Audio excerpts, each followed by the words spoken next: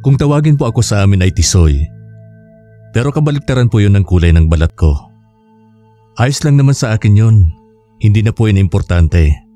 Kundi ang kwentong ibabahagi ko ngayon sa inyo tungkol sa tiyuin kong medyo matagal ding nagtrabaho sa barko. Nakakalungkot lang dahil wala na siya ngayon. Hindi na niya mapapakinggan ang sarili niyang karanasan kung sakaling mapili. Siya po si Tito Raymond, kapatid ng mama ko. Mas matanda si mama sa kanya ng 5 taon. Kwento ni mama, sa kanilang 7 magkakapatid ay silang 2 raw talaga ni Tito Raymond ang pinakamalapit sa isa't isa. Palibasa ay iisa sila ng hilig noon, ang comics. Marami pang kwento si mama tungkol sa mga pinagsamahan nila ni Tito Raymond bilang magkapatid. Pero doon na tayo sa nakakatakot na karanasan ni Tito na nasaksihan ko mismo. Sa probinsya kami nakatira, taong 1989 nang sumampa ang tiyuin ko sa barko. Naiwan ang asawa niya sa Maynila, mga 2 buwan pa lang mula nang ikasal sila. Hanggang sa mabalitaan naming nakisama na agad sa iba ang asawa niya dahil ayaw pala siyang pasampahin sa barko. Ayaw daw silang magkalayo pero tumuloy pa rin siya. Sa galit daw ay agad siyang pinalitan. Sabi naman ni mama, hindi noon totoong mahal si Tito. Dahil kung mahal niya, maiintindihan niya. Dinamdam ni Tito ang pangyayaring yon pero hindi siya nagdemanda. Nagpatuloy na lang siya sa buhay. Buti na lang at wala pa silang anak. Bandang 1993 nang bumaba si Tito sa barko at nagbakasyon sa amin. Aba, ikaw na ba si Tisoy? Ang laki mo na. Binatang binata na. Huwag ka muna mag-aasawa ha. Si Tito talaga. Hindi po ako binata. Saka wala po akong nililigawan man lang. Naglalaro pa nga ako ng text eh. E di mabuti kung ganon. Mag-aaral kang mabuti ha. Ako nang bahala sa pang-college mo. Yan ang tito ko. 16 anyos na ako noon. Pero wala pa talaga sa isip ko ang babae. Niwala nga akong crush. Tuwang-tuwa ako noon kasi ang daming pasalubong sa amin ni Tito. May mga pangalan na para naman sa ibang kamag-anak namin ang iba. Pero kami ang may pinakamaraming pasalubong na bigay niya. Palibasa, nag-iisang lalaki lang ako sa aming 4 na magkakapatid, kaya normal na kami ni Tito ang maging magkasundo. Habang magkausap sila ni mama sa terasa, narinig ko na kaya pala bumaba sa barko si Tito Raymond ay dahil meron siyang nararamdaman. Palagi raw nananakit ang mga kalamnan niya.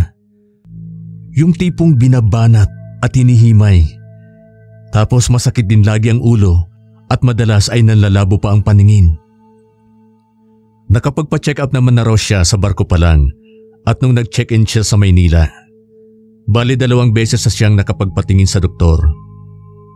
Ang ipinagtataka niya raw, pareho namang okay ang resulta na mga ginawang pagsusuri sa kanya.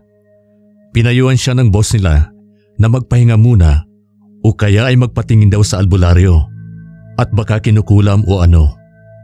Pero si Tito, ayaw niyang magpatingin sa albularyo. Hindi naman daw sa hindi siya naniniwala. Basta ayaw niya lang talaga.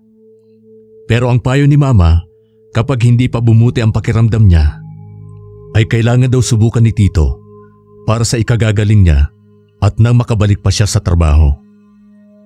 Napansin ko kay Tito, malaki ang ipinayat niya. Kasi sa mga picture nila dati, mas malusog siya kaysa kay mama. Pero nung dumating nga siya, parang nangalahati.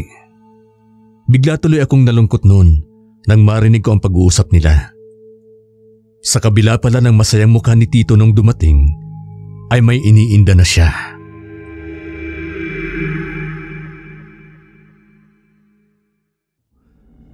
Tito, pinagtimpla kita ng kape.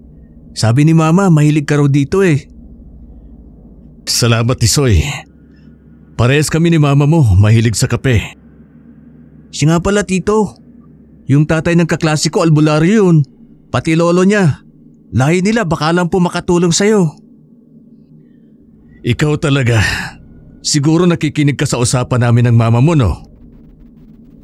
Pasensya na po tito. Hindi ko sinasadya. Narinig ko lang. Huwag kang mag-alala. Okay naman ako eh. Kaya ko pa. Kailan ka naman po kukonsulta sa albularyo? Kapag malala ka na? Ikaw talagang bata ka. Ang dami mong alam. Pero salamat at nag-aalala ka kay tito. Dahil dyan, ililibre kita ng lugaw sa kanto. Tara, may nadaanan ako roon nung dumating ako eh. Ayos! Gutom na nga ako eh. Noong mga unang araw sa amin ni tito, ay masigla naman siya. Sa kwarto ko siya natutulog dahil wala nang ibang bakanting silid. Bago matulog ay nagkakwentuhan kami. Marami siyang kwento na magagandang bagay tungkol sa barko. Tawa pa siya ng tawa habang nagkikwento. Kaya masasabi ko na masaya talaga siya sa kabila ng mga hirap at pagsubok na napagdaanan. Kaya tuloy nangarap din ako na maging seaman kagaya niya. Pero nung mga sumunod na araw, doon na nagsimulang maging matamlay si Tito Raymond. Pansin ko rin na lagi siyang napapahawak sa ulo at tiyan niya. Siguro sumusumpong na naman yung sakit na nararamdaman niya. Isang beses nakita ko siya na napatigil sa ginagawa niyang pagkukumpuni ng sira naming electric fan. Tito, okay ka lang ba? Hindi siya kumibo. Parang nahihirapan siyang huminga. Kaya tinawag ko agad sina mama at papa na may ginagawa sa kusina. Nagmamadali silang nagsilapitan.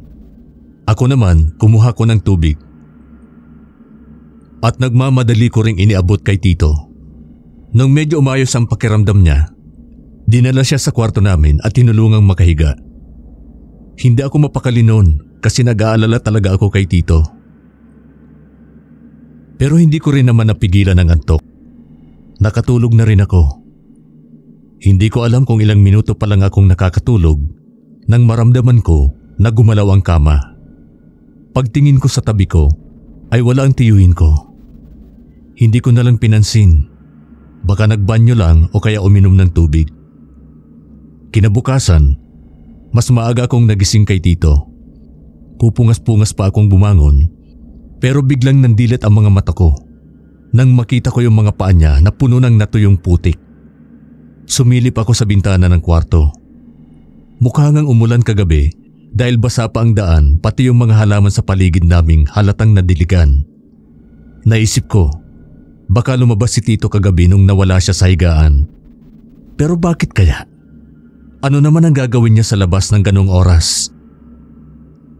Kung lumabas man siya, ba't kaya hindi man lang siya naghugas muna ng paa bago sumampa sa kama? May bahay din tuloy ng putik ang sapin ng higaan namin. Lumabas na ako ng kwarto. Naabutan ko si mama na nagluluto ng almusal sa kusina. Sinabi ko sa kanya na maputik ang mga paa ni Tito Raymond. Maraming putik, kaya kapansin-pansin. Nagtaka rin siya at napaisip. Nang magising si Tito, ay tinanong niya tungkol doon. Ang narinig kong sagot ni Tito ay hindi rin daw niya alam. Baka raw nag-sleepwalk na naman siya. Tanong naman ni mama, kailan pa siya naging sleepwalker? Ay hindi ko alam ate. Siguro mga pangatlong beses ko palang naranasan. Nagugulat na lang ako na nasa labas na pala ako ng bahay. Nag-alala si mama sa sinabi ni Tito. Delikado raw yon. Baka kung saan siya makarating. Lalo na at gabi, baka ikapahamak niya. Kaya kahit ayaw ni Tito, ay pinilit siya ni mama na magpatingin. Sinamahan siya ni mama. Hindi ko pa alam noon kung ano yung sinabi ni mama na sleepwalker. Kung bakit nagkakaganon ang isang tao. Basta ang alam ko lang, naglalakad ng tulog.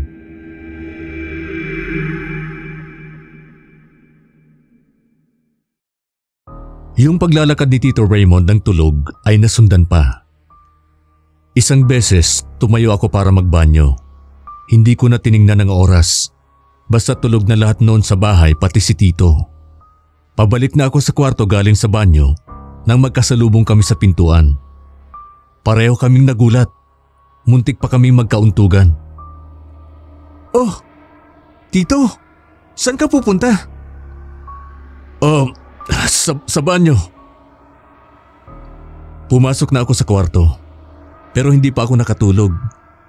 Nagtataka ako kasi ang tagal naman ni Tito sa banyo. Naisipan kong tumayo ulit para silipin siya. Baka ako nasa sala lang o nasa terasa namin. Paglabas ko ng kwarto, wala naman siya sa sala. Sinilip ko sa kusina. Nasa loob kasi ng kusina namin ang banyo. Kita ko agad na wala siya sa CR. Kasi nakabukas ang pinto. Kakamot-kamot ako ng ulong lumabas sa terasa. Wala rin siya roon. Nagtataka talaga ako. Bumalik na lang ulit ako sa kwarto. Naisip ko, siguradong hindi siya nag-sleepwalk. Dahil sumagot pa siya sa akin nung tinanong ko siya. Ibig sabihin, gising ang diwa niya. Hindi siya tulog. Hindi ko alam kung anong oras nakabalik sa kwarto namin si Tito. Basta paggising ko, nakita ko na lang siya na natutulog sa tabi ko. Sinabi ko ulit yon kay Mama. Ma, wag mo na sabihin kay Tito na sinabi ko ulit sa'yo. Baka magalit na siya sa akin. Baka sabihin napakasumbongero ko. Hindi kumibo ang mama ko. Nakatulala siya na parang nag-iisip. Sigurado akong nababahala rin siya. Isang araw naman, galing ako sa eskwelahan nang madatnan ko si Tito Raymond na nag-iigib ng tubig.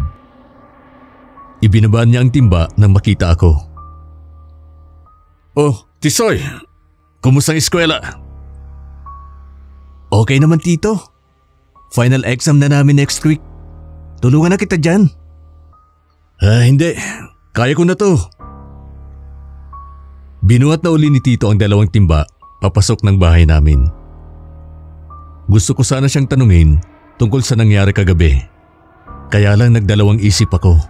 Hinayaan ko na lang. Nung sumunod na gabi, maaga akong nakatulog. Hindi pa nga kami naghahapunan, nakatulog na ako. Pag ganoon, hindi na ako ginigising ni Mama para kumain. Tinitirhan na lang nila ako ng hapunan para pag nagising daw ako at gutom ay may kakainin ako. Alanganing oras na naman nang magising ako. Muntik na akong mapasigaw sa takot. Paano? Nakita ko si Tito na nakanganga at nakadilat pero walang kagalaw-galaw. Niyugyug ko siya ng niyugyug. Tito! Tito! Gising, Tito! Hindi agad siya nagising.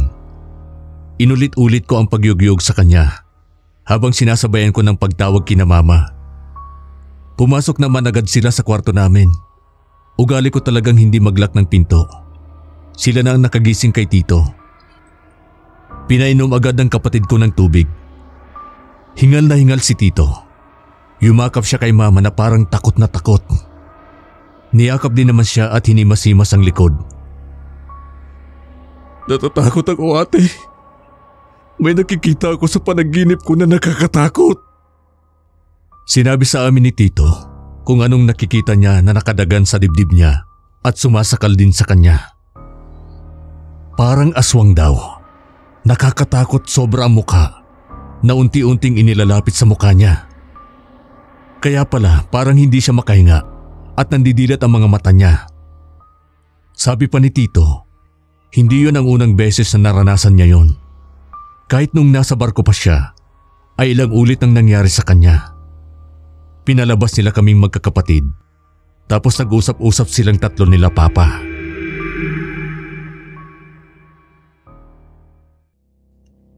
Hindi ko alam kung anong napag-usapan nila. Hindi naman sinabi sa amin ni Mama. Isang gabi habang sabay-sabay kami naghahapunan, may kumatok sa bahay. Isang tanod, tinatanong si Papa kung gusto raw bang sumama sa isasagawang pagroronda mamayang gabi. Nagulat kaming lahat. Hindi kasi namin alam kung para saan ang pagroronda. Yung gulat namin napalitan ng takot nang sabihin ng tanod na may natagpuan daw bangkay sa kakahuyan at hinihinalang aswang ang may gawa. May isa pang biktima na muntik na ring mamatay. Mabuti na lang daw at nakatakas. Matagal pang nagkwentuhan si Papa at ang tanod tungkol doon, kaya hindi pa niya agad natapos ang pagkain. Si Mama lang ang bumalik sa mesa at pinag-ingat kaming lahat. Nagkatinginan kaming magkakapatid. Siyempre lahat kami natakot sa balitang yon, kahit wala pa naman kaming karanasan sa aswang. Si Tito naman nakayuko lang. Hindi ko masabi kung natakot din ba siya dahil blanko ang reaksyon niya. Parang ang wala siyang pakialam. Pagkatapos namin maghapunan, nilapitan ako ni Tito. Mahina lang ang boses niya nang kausapin ako. Parang ayaw niyang may makarinig. Halos bumulong na nga. Tisoy, naalala ko may sinabi ka sa akin tungkol dun sa tatay ng kaklase mong albularyo. Opo Tito, bakit magpapakonsulta ka na? Oo sana. Pero pwede bang sa atin na lang munang dalawa? Huwag mong sasabihin sa mama at papa mo kahit sa mga kapatid mo. Pero bakit po? Meron lang muna kasi akong gustong alamin mula sa albularyo tungkol sa nangyayari sa akin. Gusto ko na ako na lang muna ang makaalam at ikaw. Ganun po ba? Sige Tito, sasamahan kita ron sa bahay ng kaklase ko. Salamat Tisoy. Huwag kang mag-alala. Babawi ako sa'yo. Masolve ko lang itong problema ko. Walang problema Tito, basta ikaw. Malakas ka sa akin eh. Sinakto naming nagsisiyasa si Mama at si Papa naman ay nasa trabaho. Saka namin pinuntahan ni Tito ang albularyong tatay ng kaklase ko. Medyo may kalayuan nga lang sa amin yun. Doon pa kasi sila sa bukid.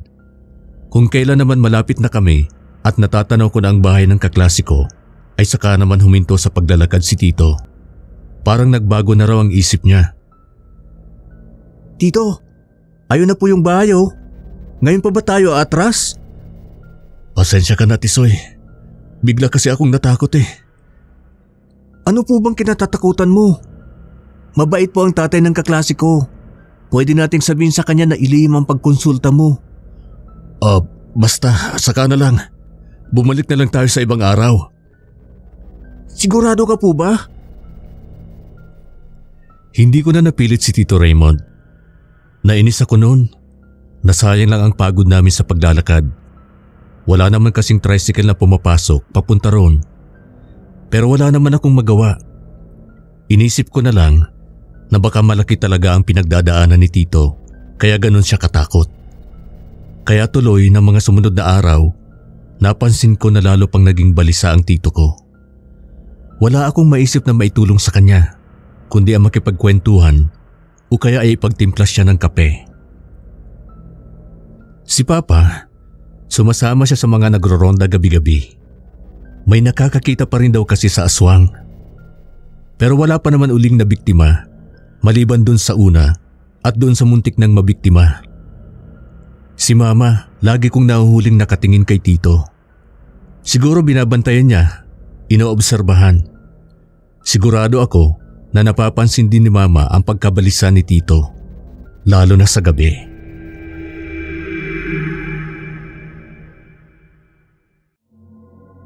Isang gabi may pinuntang lamay sina Mama.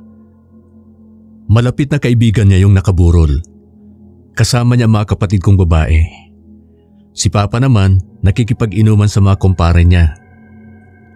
Hindi ko matandaan kung sino may birthday noon. Gusto ko rin sanang sumama kina Mama, kaso walang kasama si Tito Raymond. Kaya nagpaiwan ako. Pinipilit nga ni Tito na sumama na lang din ako, pero sabi ko ayoko. Tumambay na lang ako sa terasa namin. Tinabihan ako saglit ni Tito at nakipagkwentuhan sa akin. Pero saglit lang at pumasok na siya sa loob. Maya-maya, nakarinig ako na parang may umuungol. Naisip kong sundan si Tito sa kwarto. Nagulat ako kasi nakita ko siyang namimilipit sa sakit. Tito, ano nangyayari? Anong masakit sa'yo? Huwag kang lumapit, Soy! Huwag kang lalapit sa akin!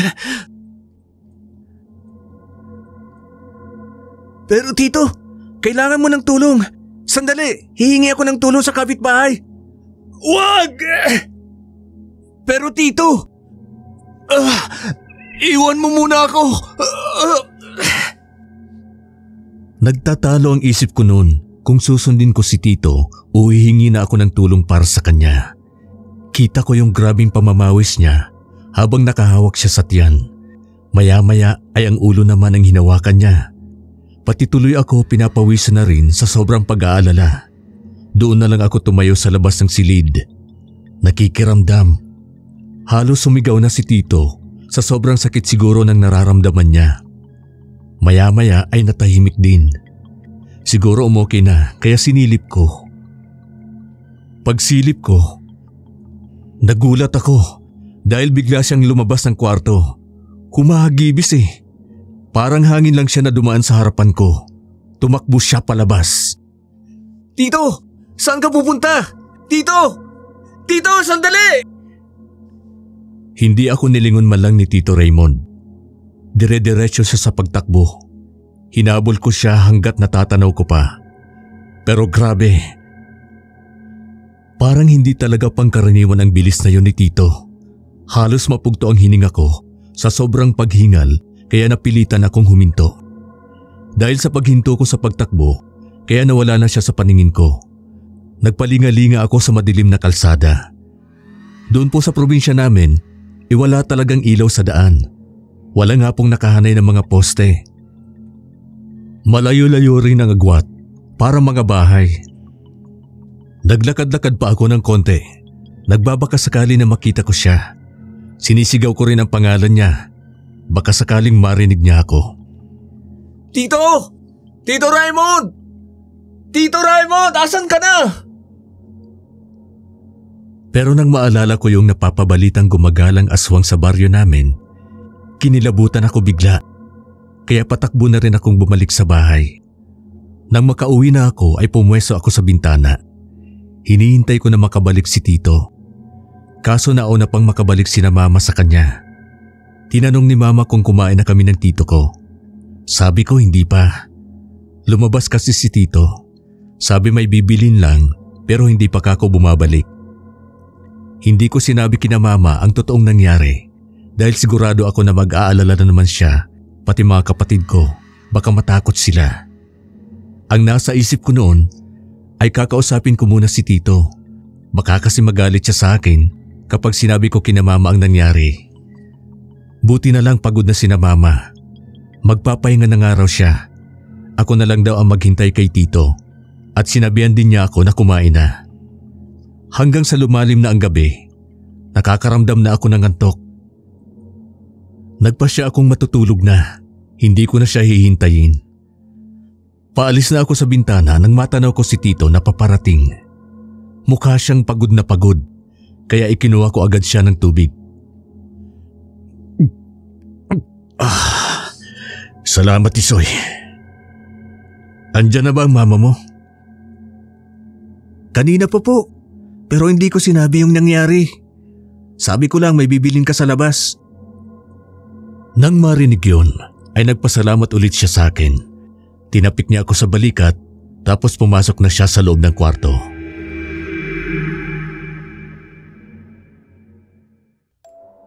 Kinabukasan, linggo yun. Magsisimba kami nila Mama. Naisip kong ayain si Tito. Halatang nagdalawang isip siya. Sa uli, sumama rin. Pero nung nandoon na kami sa harap ng simbahan, ay nagpaiwan siya. Susunod na lang daw siya sa loob.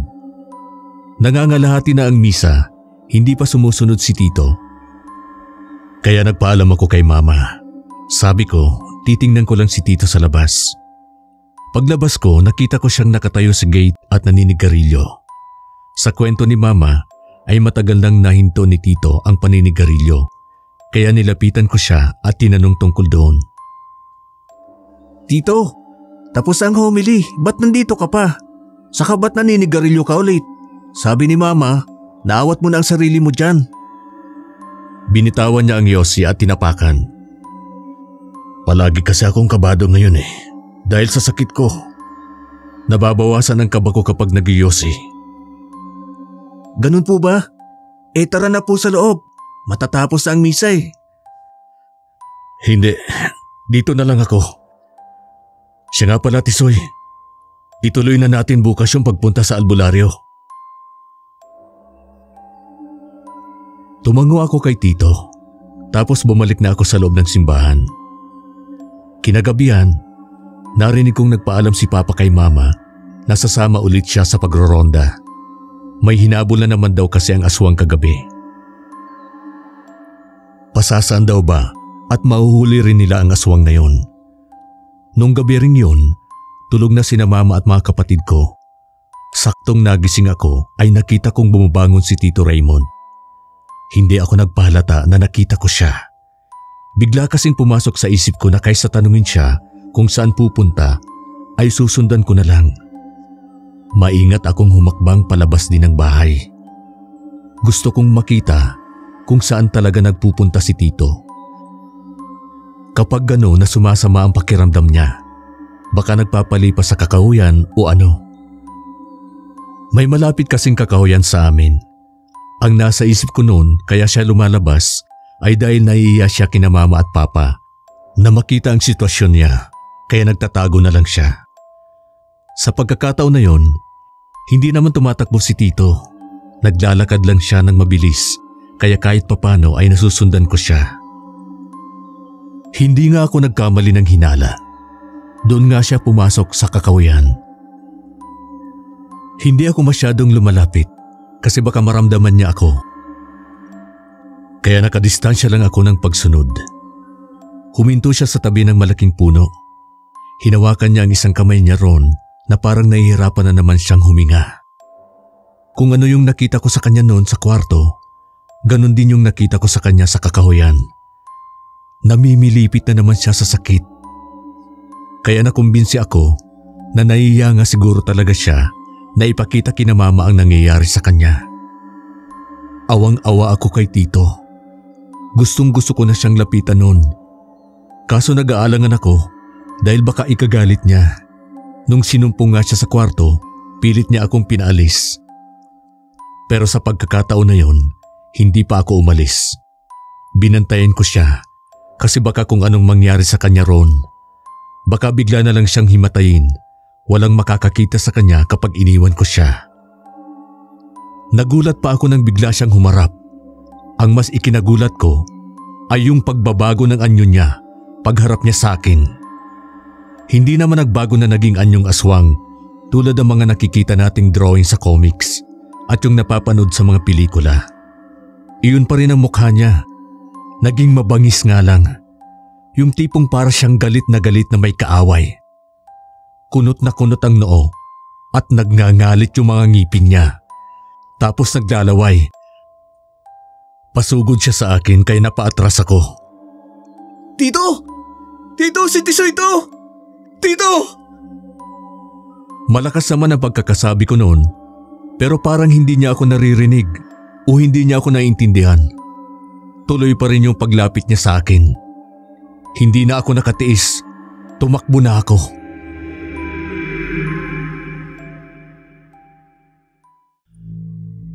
Nangangalog ang mga tuhod ko habang tumatakbo. Kakaiba ang bilis ni Tito Raymond. Madalas akong sumali sa track and field sa school namin. Pero kahit ilang beses na akong nananalo dahil sa pagtakbo, ay hindi yun umobra sa bilis ni Tito. Na-corner pa rin niya ako sa madilim na sulok ng kakahuyan. Tito! Anong nangyayari sa'yo? Ako to! Ang pamangkin mo! Wala akong nakuhang tugon kay Tito, kundi yung pag-ungol niya na nakakapanindig ng balahibo. Nagmakaawa ako sa kanya na huwag akong sasaktan kasi tingin ko talagang sasakmalin niya ako. Siyempre nanlaban ako. Pilit ko siyang itinulak palayo sa akin. Kung ordinaryo lang ang lakas niya, magagawa ko naman siyang itulak dahil may kalakihan din ang katawan ko sa edad ko. Kaso iba nga parang hindi siya ang kaharap ko nung mga sandaling yon. Napapikit na lang ako nang akmang makakagat na niya ako. Pero nagulat ako at napadilat nang maramdaman kong iniwan niya ako. Nagtatakbo siya palayo. Papasok pa sa pinakaloob ng kakahuyan. Kaya pala ay dahil papalapit na ang mga nagroronda. Kasama ron si Papa. Nakita ako ng Papa ko kaya nagmamadaling nilapitan ako. At tinanong kung anong ginagawa ko roon.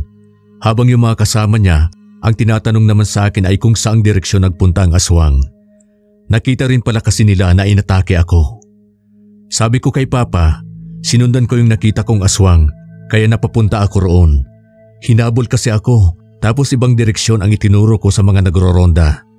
Ayoko kasing mapahamak si Tito. Doon po siya tumakbo. Hindi na sumama si Papa sa mga nagroronda. Inuwi na niya ako. Habang pauwi kami, nakatulala lang ako. Alam ko na maraming sinasabi sa akin si Papa, pero parang hangin lang yun na lumalampas sa tenga ko. Kasi ang laman ng utak ko noon ay yung nangyari kay Tito Raymond at ang pag-atake niya sa akin. Hanggang sa makauwi na nga kami ng bahay, ay nakatulala lang ako.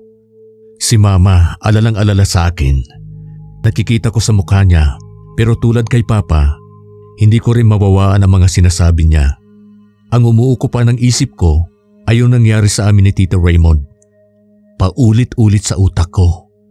Magkahalong awa at takot ang nararamdaman ko. Para akong natroma. Tapos si Tito hindi siya umuwi nung gabing yun. Hanggang kinabukasan ay hindi pa rin siya bumalik. Si Mama umiiyak na. Baka kung ano na raw ang nangyari. Wala naman akong sinasabi sa kanila. Hindi ko sinabi na si Tito Raymond ang umatake sa akin. Pero nang nag-uusap sina Mama at Papa, narinig kong sinabi ni Papa na yan ang araw ba ang sinasabi niya. Sagot naman ni Mama, kapatid niya yon, siyempre hindi niya matitiis. Para bang may alam na sila. Dahil sa nangyari, hindi ko magawang kumain. Maghapon lang akong nakatulala. Hindi nga ako pumasok sa school. Nasa wisyo naman ako, pero hindi lang talaga maalis sa isip ko yung nangyari. Parang nakikita ko pa rin ang mabangis na anyo ni Tito sa harapan ko. At yung nakakatakot na tunog na nagmumula sa naglalaway niyang bibig. Sina Mama at Papa umalis noon. Hahanapin daw nila si Tito. Pinagsabihan nila kaming magkakapatid na huwag sasabihin kahit kanino kung saan sila magpupunta at huwag ding ipagsasabi na nawawala ang tiyuhin namin. Pag alis nila Mama, pilit akong inusisa ng mga kapatid ko tungkol sa nangyari kagabi. Pero maski sa kanila, hindi ko sinabi ang totoo.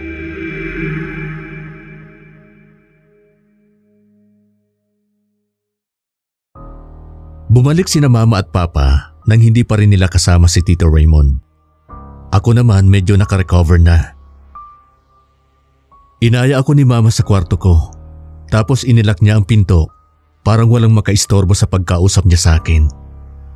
Masinsinan niya akong tinanong kung ano talaga ang nangyari nung gabi. Huwag daw ako magsisinungaling dahil buhay ng tiyuhin ko ang nakataya. Ayoko pa rin sanang sabihin, pero nakumbinsi ako ni Mama kaya nasabi ko rin.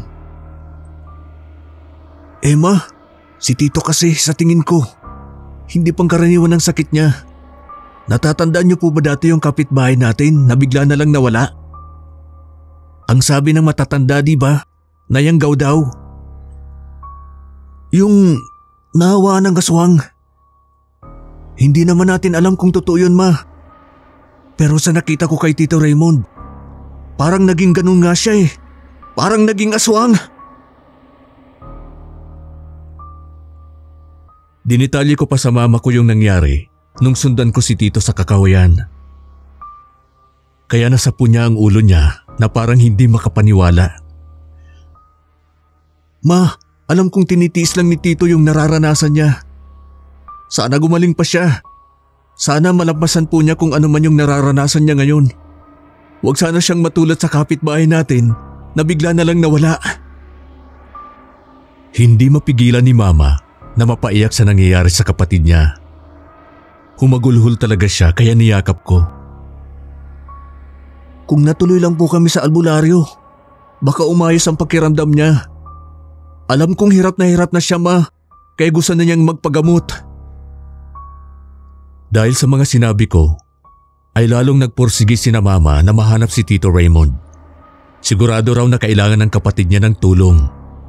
Umaga pa lang ay hinanap na namin si Tito sa Kakawayan. Ako, si Mama at si Papa lang. Naiwan ang mga kapatid ko sa bahay. Sa wakas ay nakita rin namin siya. Mukha siyang pagod Pero okay naman siya. Nasa wisyo, naglalakad lang. Patakbong nilapitan ni Mama at niyakap. Tinanong kung ayos lang ba siya, kung anong masakit sa kanya. Ayaw nga siyang sumama sa amin pauwi. Nagugulan ako, ate. Bayaw, siguro hayaan niyo na lang muna ako rito. Pero tito, hindi ka pwedeng magpagala-gala na lang dito sa Kakahuyan. Di ba ma? Pa?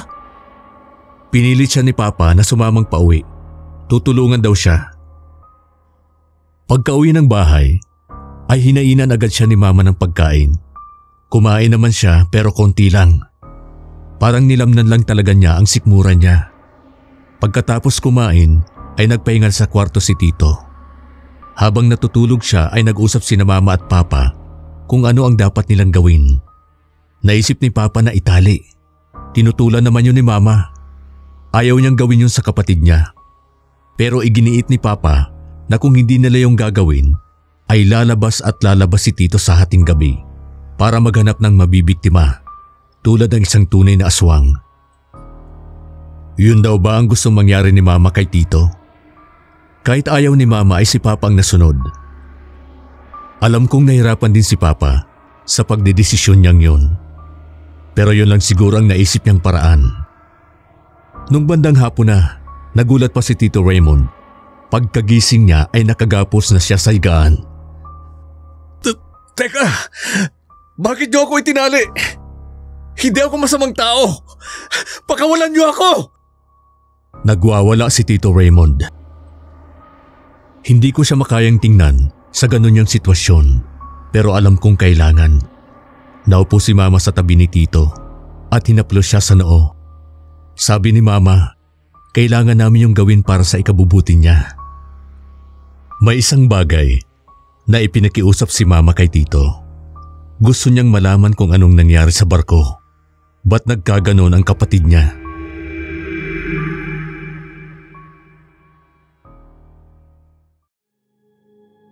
Nagsimulang magkwento si Tito Raymond sa mga nangyari sa barko habang kaming buong pamilya ay nakikinig. May bagong waitress noon sa barko. Unang kita pa lang namin, nagparamdam na agad siya sa akin na gusto niya ako. Alam mo naman ate na mula nung iwan ako ng asawa ko, nawalan na ako ng interes sa mga babae. Kaya kahit lapit siya ng lapit sa akin, hindi ko pinapansin. Pero gumagawa talaga siya ng paraan para magkaroon kami ng komunikasyon. Hanggang sa pinatulan ko na nga. Pero pagkatapos ng gabing yun na may nangyari sa amin, hindi ko na ulit pinansin. Iniwasan ko na. Habang nagkukwento si Tito, ay nagkakatinginan lang kami nila Mama. Nagpatuloy siya sa pagkikwento. Kita ko yung depresyon sa mukha niya. Nung magkaroon kami ng event sa barko, nandun din siya. Waitress siya eh. Siya yung nag-abot sa akin ng alak. Sobrang tapang nga. Paggising ko, sobrang sakit ng ulo ko at yan. Tulad ng madalas ko nang maramdaman ngayon. Doon nagsimula eh. Ilang gabi na ganun. May ipinagtapat pa si Tito na ikinagimbal namin. Muntik na akong makapatay ng kasamaan ko sa trabaho, ate. Kinagat ko sa kamay. Tapos siya yung babae, nakatingin lang at nakangisi sa akin na para bang alam niya yung nangyayari sa akin. Parang ikinakatuwa pa niya. Gusto ko lang siyang kumprontahin sa kung ano ang inilagay niya sa inumin ko. Ba't ako nagkaganon? Pero hindi ko na siya mahanap sa barko. Buti na lang, nagawa ko pang kontrolin ang sarili ko hanggang nung bago ako bumaba. Niyakap ni Mama si Tito. Sabi niya, siguro ay aswang ang babaeng yun at nilawayan niya ang alak na ipinainom niya kay Tito. Dahil sa mga ipinagtapat ng tiyuin ko, ay si Mama na ang nagdesisyon. Ipinatawag niya sa akin ang albularyong tatay ng kaklase ko. Dumating naman agad ang albularyo na tawagin na lamang po natin sa pangalang Ka Pepe. Pinalabas niya kaming lahat sa silid. Tanging silang dalawa lang ni Tito ang naiwan. Wala namang kalahating oras ang lumipas ay lumabas din ang albularyo. Lumapit kina Mama at Papa. Sabi niya, susubukan niya kung ano ang makakaya niyang gawin para mailigtas si Tito sa pagiging aswang. Tama raw ang hinala naming lahat. Nalawayan ng aswang si Tito base mismo sa kwento niya. Pero hindi lang daw yon sa inumin, kundi doon pa lang daw sa pakikipagtalik sa babaeng aswang. Sa pakikipagpalitan ng halik ay nahawaan na raw. At ang matindi pa, mukhang hindi ordinaryong aswang ang nakahawa kay Tito. Hindi pa lang daw matiyak ng albularyo kung anong uri. Pagkaalis ng albularyo, ay humagulhol na naman si Mama. Inaalo siya ni Papa. Ako naman, sinabihan ko ang mga kapatid ko. Narinig niyo naman siguro ang nangyari kay Tito Raymond. Kaya huwag muna kayong lalapit sa kanya. Ako na lang muna ang bahalang mag-asikaso sa kanya. Narinig ni Mama ang sinabi ko. Pero pati ako pinagbawalan niya munang lumapit kay Tito. Siya na raw ang bahala dahil kapatid niya yon. Hindi ko alam ang mararamdaman ko noon kung matatakot ba ako kay Tito o hindi. Basta ang sigurado ko lang ay naaawa ako sa kanya. At hindi ko alam kung anong mangyayari sa kanya nung malaman na naming lahat ang totoo. Sama-sama kaming nagdasal noon na malampasan ni Tito ang pinagdaraanan niya. Hindi naman siya masamang tao para mangyari sa kanya ang ganon.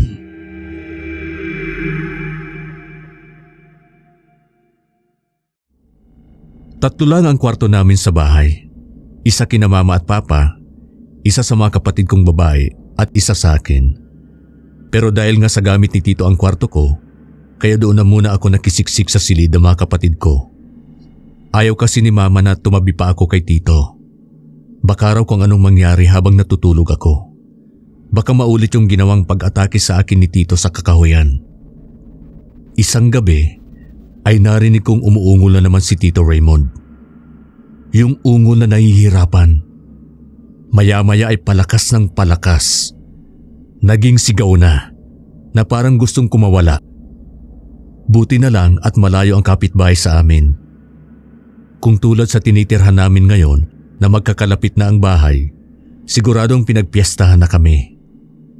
Ang mga kapatid ko nagtatakip ng unan sa tenga kasi natatakot din sila. Pero ako pumipik na lang. Nung umaga tahimik na ulit si Tito. Sinilip ko siya sa kwarto. Nakita kong gising siya. Nakatitig lang sa kisame.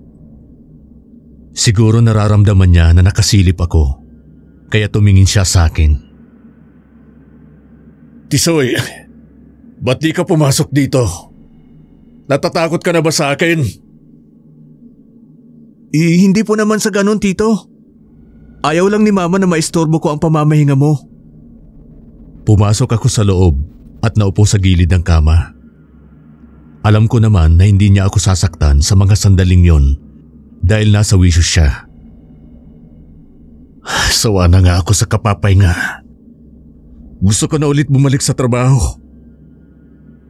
Huwag kang mag-alala, Tito. Makakabalik ka.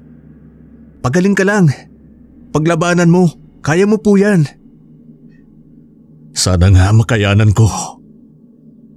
Kung ikaw ba ang nasa kalagayan ko, anong gagawin mo? Magdarasal po. Susunod sa payo ng taong alam kong may malasakit sa akin.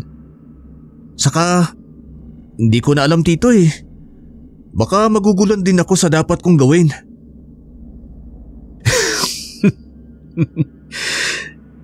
Buti pa, ipagtimpla mo na lang ako ng kape. Sige po, Tito. Saglit lang. Tumayo ako para sundin si Tito. Pagbalik ko, kinalagan ko ang isang kamay niya para mahawakan niya ang tasa ng kape. Medyo kinakabahan nga ako noon eh. Baka bigla niya akong itulak o ano para makawala siya. Pero hindi naman niya ginawa. Sa halip pagkatapos niyang uminom ng kape, ay sinabihan niya ako na ibalik na ang pagkakatali ng isang kamay niya. Parang tinanggap na niya sa sarili na kailangan niya yon. Siguro kasi alam niya na naging mabuti kaming pamilya sa kanya. Alam niya na kabutihan niya ang iniisip namin kaya yun ginawa sa kanya. Hindi muna ako lumabas ng kwarto. Nakipagkwentuhan pa kasi sa akin si Tito na parang wala siyang pinagdaraan ng problema. Sa tingin ko kahit papano, napagaan ko ang loob niya. Binalikan ng albularyo si Tito. Pinalabas ulit kami.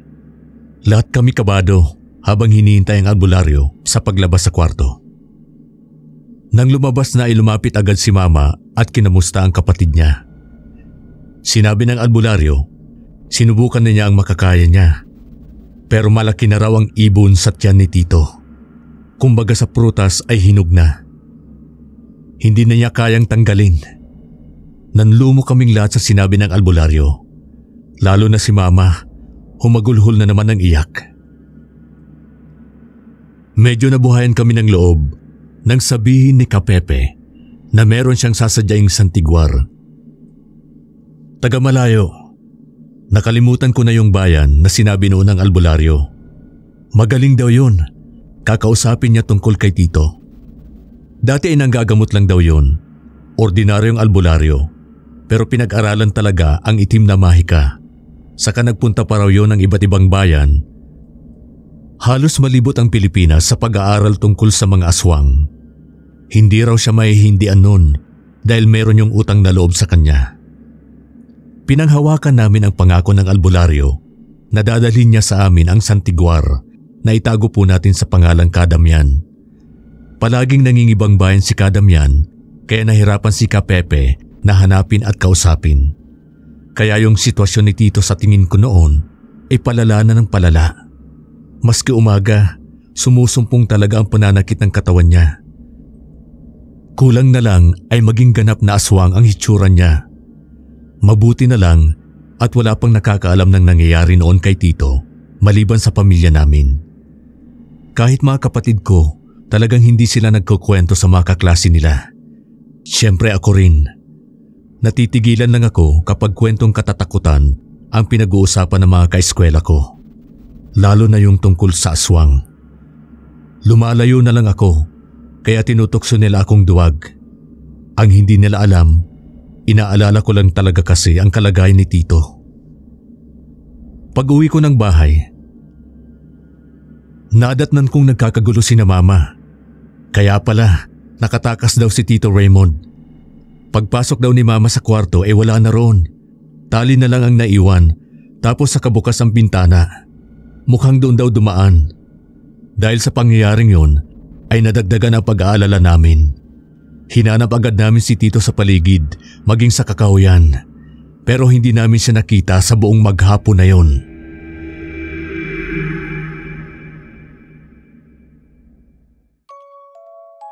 Hindi mapakali si na Mama hanggat hindi namin nakikita si Tito. Hanggang sa dumating na nga si Kadamyan, ang kakilalang santiguar ni Kapepe. Hindi na siya nagulat nang malaman niyang nakatakas si Tito. Sabi ni Kapepe, ang isang aswang ay hahanap ng paraan para maging malaya siya. Lalo na ang isang bagong aswang pa lang. Hindi pa niya alam kung paano dalhin ang sumpang yon na kumapit sa pagkatao niya. Mas agresibo at mas delikado. Kadamyan, maalis po ba ang sumpa ng pagiging aswang kay Tito? Mabilis ang naging sagot ni Kadamyan sa tanong ko. Sabi niya, depende raw yan kay Tito sa lakas ng pananalig niya sa Diyos at sa lakas ng pagkokontrol niya sa sarili. Kung nakakain na siya ng laman ng tao, mas mahihirapan daw siyang gumaling. Pero tulad ng sinabi ng albularyo, gagawin daw ni Kadamyan ang lahat ng makakaya niya para maisalba ang buhay ni Tito. Isa raw yung hamon sa kakayahan niya bilang santiguar. Pansamantalang nakituloy sa amin si Kadamyan dahil meron siyang kailangang gawin para mapabalik sa bahay namin si Tito Raymond.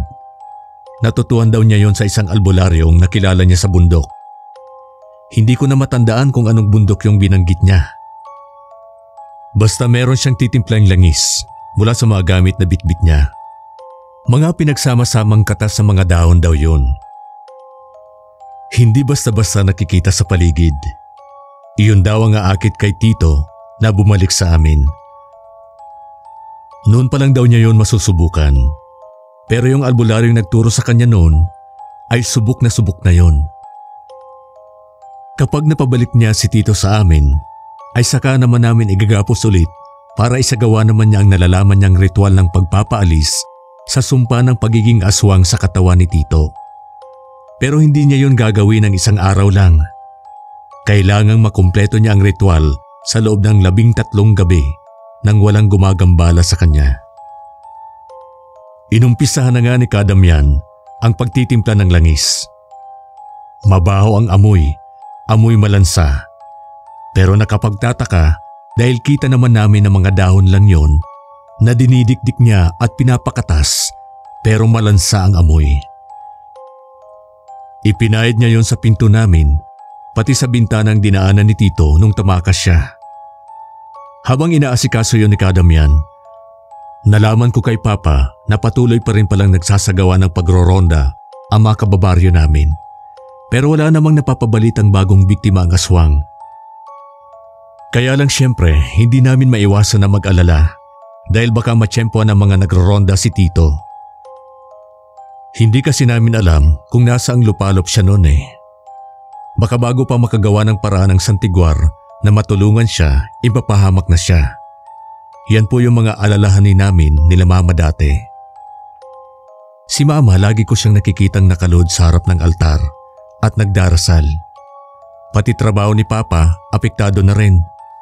Madalas siyang hindi nakakapasok dahil sa pag-aalala niya kay Mama sa problemang kinakaharap namin. Buti na lang bakasyon kami noon sa eskwela. Kaya yung buong atensyon ko, ina kay Tito na talaga.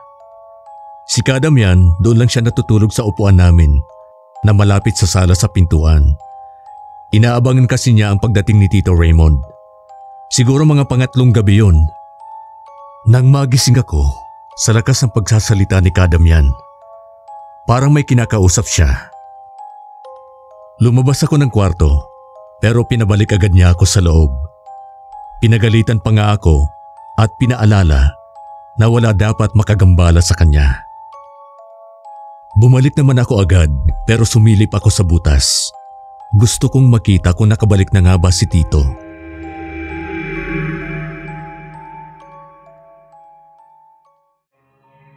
Nanlalaki ang mga mata ko habang nakasilip sa butas. Paano'y nakita ko si Tito Raymond habang tila wala sa sarili na pumapasok sa pintuan namin. Tapos para siyang sinisermona ni Kadamyan. Ang sabi pa ni Kadamyan, "Hindi ka lalabas sa bahay, naintindihan mo? Dito ka lang at wala kang sasaktan maski isa sa mga nakatira rito." Dumaan sa harap niya si Tito Raymond. Mabagal lang ang lakad na dumiretso sa kwarto ko. Ako naman, inandun pa rin sa kwarto ng mga kapatid ko. Nung una pilit nga nila akong pinapaalis sa butas. Baka raw makita ako. Pero nang sabihin kong nakabalik na si Tito, ay pilit na naman nila akong pinapaalis para sila naman daw ang makasilip. Sa tingin ko, ginagamitan ni Kadamyan ang kaalaman niya sa hipnotismo si Tito. Yun lang nakita namin nung gabi. Naging payapa ang pagpapauwi ng santiguar kay Tito Raymond dahil siguro yun sa bisa ng langis na ginawa niya. Pagkagising ko nung umaga ay nakatali na ulit sa higaan si Tito. Kasalukuyan siyang natutulog nang silipin ko sa kwarto. "Kadamyan, ang galing niyo po. Umepekto yung ginawa niyong langis para mapabalik si Tito. Sana tulungan niyo na po siyang mapagaling." Hinimas ako ni Kadamyan sa ulo at sinabi na hindi pa tapos ang laban, nag-uumpisa pa lang. Kaya ako raw, kami, tapos itinuro niya isa-isa ang mga kapatid kong babae. Mag-iingat daw kami sa mga kinakain at iniinom namin mula sa ibang tao, lalo na sa hindi namin kilala. Dahil hindi madali ang mayanggaw, bihira ang nakakaligtas sa sumpa ng pagiging aswang o kaya ay sa kamatayan. Tapos may sinabi sa akin ang santiguar. Ako raw ang gagawin niyang tagapagmatsyag dahil nasisiguro niya na ang may kagagawan sa nangyari kay Tito ay susulpot para pigilan siya. Kailangan daw niyang malaman kung nasa paligid na bago pa siya maunahan. Kapag daw may nakita akong tao sa paligid ng bahay namin na hindi ko kilala, malamang ay yun na ang aswang na sumumpa sa tiyuhin ko. Agad ko raw sabihin sa kanya at siya na ang bahala. Kailangan niya yung mapatay para sa lubusang paggaling ni Tito. Natakot ako sa sinabing yun ni Kadamyan. Paano po kung hindi mo siya mapatay? Hindi nakaimik si Kadamyan. Ang sunod niyang sinabi sa akin ay basta gawin ko lang daw kung ano ang bilin niya sa akin. Ang mga bilin niya, kapag nakita ko na ang umaaligid na aswang, ay sabihin ko agad sa kanya. Pero kailangan lagi akong may hawak na asin. Marami, hindi pwedeng konti. Dahil sa oras daw na makalapit ang aswang, ay kakailanganin kong isaboy ang asin. Wala raw sasantuin ang aswang sa amin. Lahat kami ay papatay niya para lang walang makahadlang sa paglapit niya sa biktima niya. Kami raw ang magiging proteksyon ni Tito. Kung niyanggaw daw kasi yun si Tito, ay tiyak na meron siyang malaking galit sa tiyuhin ko. At hindi niya siya hahayaan na makaligtas, kaya gagawin niya ang lahat ng paraan para makuha at mapatay si Tito. Kaya kailangan ko raw maging alerto. Kinausap din ni Kadamyan sina Mama at Papa, pati mga kapatid ko tungkol sa bagay na yon.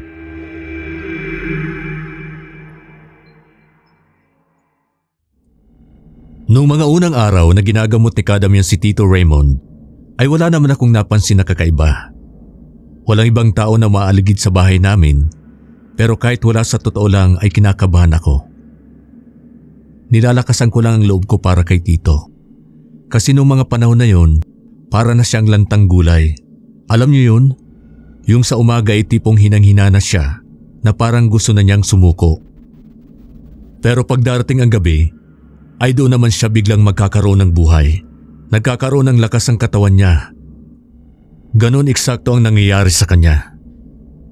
Isang makulimlim na umaga po noon, hindi ko po alam kung may paparating na bagyo. Nakita ko ang isang babae na puti ang suot na damit. Blouse na puti tapos itim yung palda niya. Hindi naman mismo sa harap ng bahay namin siya nakatayo, kundi medyo nakadistansya rin. Dali-dali kong nilapitan si Kadamyan. Kadamyan! May babaeng tao sa labas. Ngayon ko lang po yung nakita. Nagmamadali naman siyang sumilip para tingnan ang babaeng sinasabi ko. Kaso pagsilip niya, wala na yung babae sa kinatatayuan nung makita ko. Teka, asa na yun? Ang bilis namang mawala. Tulad ng bili ni Kadamyan, binudburan ko ng asin ang paligid ng bahay. Kahit tapos na akong magbudbud, ay hindi ko pa rin binibitawan ang garapon namin ng asin. Ang higpit ng hawak ko. Akala mo may aagaw sa akin ng asin eh. Paano siyempre natatakot ako? Aswang kaya yon. Baka masalisian ako. Kinagabihan, kakatapos lang namin maghapunan. Nagsipasok na agad sina Mama sa kwarto, maliban sa amin ni Papa. Pareho kaming nanatili sa sala. Si Kadamyan naman ay dumiretso na sa loob ng kwarto kung nasaan si Tito. Medyo mahirap pong sabihin sa inyo. Pero ang itsura ng tiyuhin ko noon ay malayo na agad sa tunay niyang anyo. Naging mabagsik na talaga ang anyo niya. Natatakot na nga akong tingnan siya. Hindi ko matagalan. Iniisip ko na lang na kailangan niya ang tulong namin. Laking gulat namin noon nang biglang bumulaga sa amin mula sa bintana yung babae na ituturo ko dapat kay Kadamyan noon. Para siyang lumipad sa bintana papunta sa loob ng bahay namin. Gulat na gulat talaga kami ni Papa. Muntik pa niya kaming tamaan sa pagbagsak niya. Pero mabilis din siyang nakatayo. Hindi naman aswang ang hitsura niya. Pero sa bangis ng anyo at lakas ay malalaman mo talagang hindi siya ordinaryong tao. Lumabas naman agad ng silid si Kadamyan para harapin ang aswang. Habang ako noon halos matulala sa nasasaksiyan ko. Si Papa na nga ang kumuha ng asin at nagsaboy sa babae. Kaso maliksi talaga, ang bilis makailag. Si Kadamyan naman may nakahanda na talaga siyang panlaban. Mahabang itak, mas mahaba sa karaniwang itak. Paglabas niya ng silid, hinarap agad niya yung babaeng aswang. Nangangatog ako noon sa isang sulok, katabi ko si Papa. Parang biglang nawala ang lahat ng tapang ko sa katawan. Akala ko nung una ay makakaya kong harapin ang aswang sa oras na makita ko. Pero tingnan ko pa lang siya, inababahag na ang buntot ko. Itak ng santiguar laban sa matatalas lang niyang kuko. Ang galing niya para mailagan ang bawat bira sa kanya ng santiguar. Habang naglalaban yung dalawa, si Papa naman panay saboy ng asin. Kaso hindi rin niya matamaan yung babae. Nang malingunan ako ni Papa na nanginginig na sa takot, ang ginawa niya, pilit niya akong hinila papasok sa kwarto nila Mama. Nang makapasok na kami roon, nilak na namin ang pinto. Niyakap ako ni Mama ng mahigpit. Nanginginig din siya sa takot kasi narinig na niya yung pagkakagulo sa labas at alam na niya ang ibig sabihin nun. Walang butas ang kwarto nila Mama, di gaya ng sa mga kapatid ko.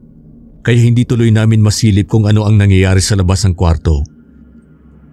Basta naririnig na lang namin yung lagabugan at bagsakan ng mga gamit na malamang natatamaan nila.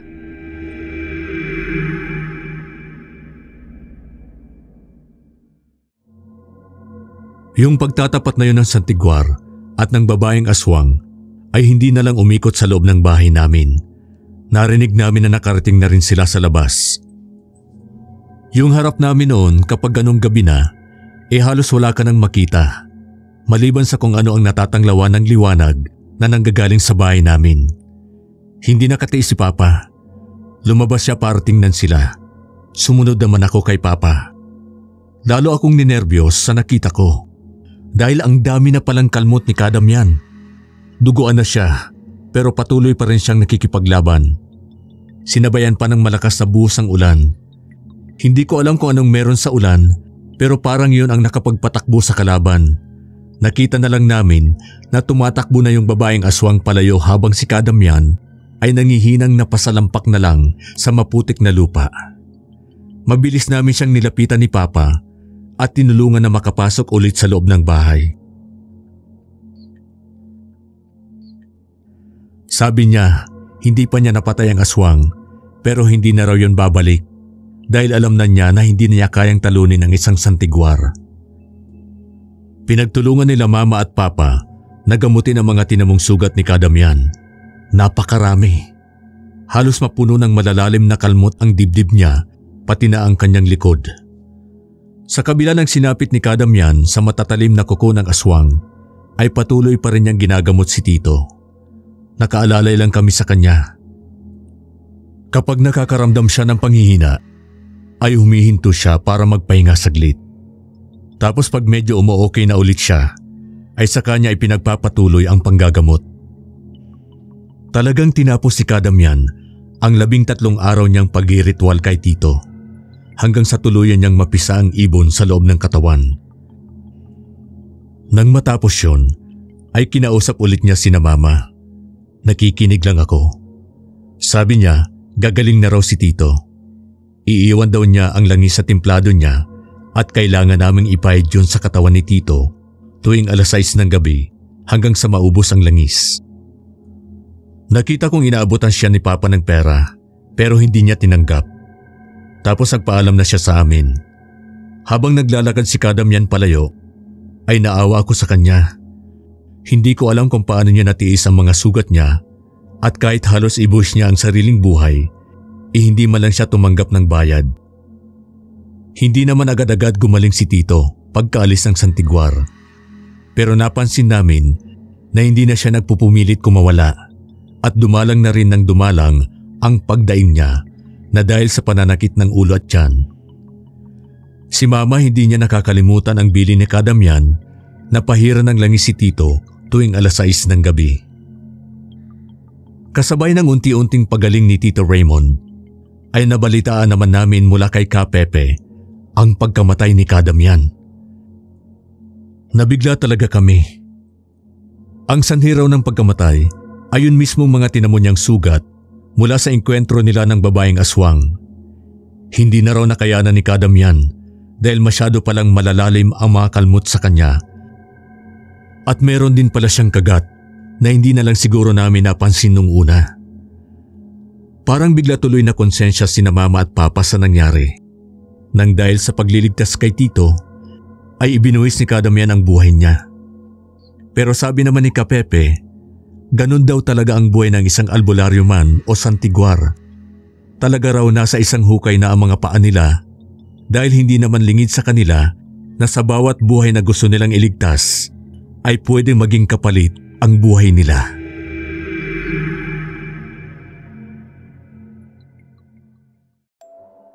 Makalipas pa ang siguro nasa 2 buwan din yon o higit pa yata, saka palang tuluyang inalis ni Mama ang mga tali ni Tito.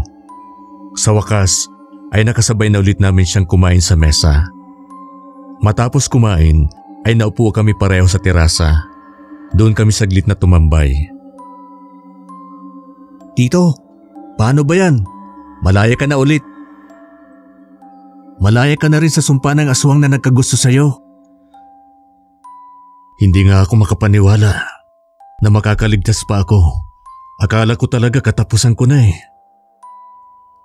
Pero Tito, sana hindi yan ang maging katapusan ng pagtitiwala mo sa mga babae. Gusto kong makapag-asawa ka ng maganda, mabait at magkaroon ako ng maraming pinsan sa'yo.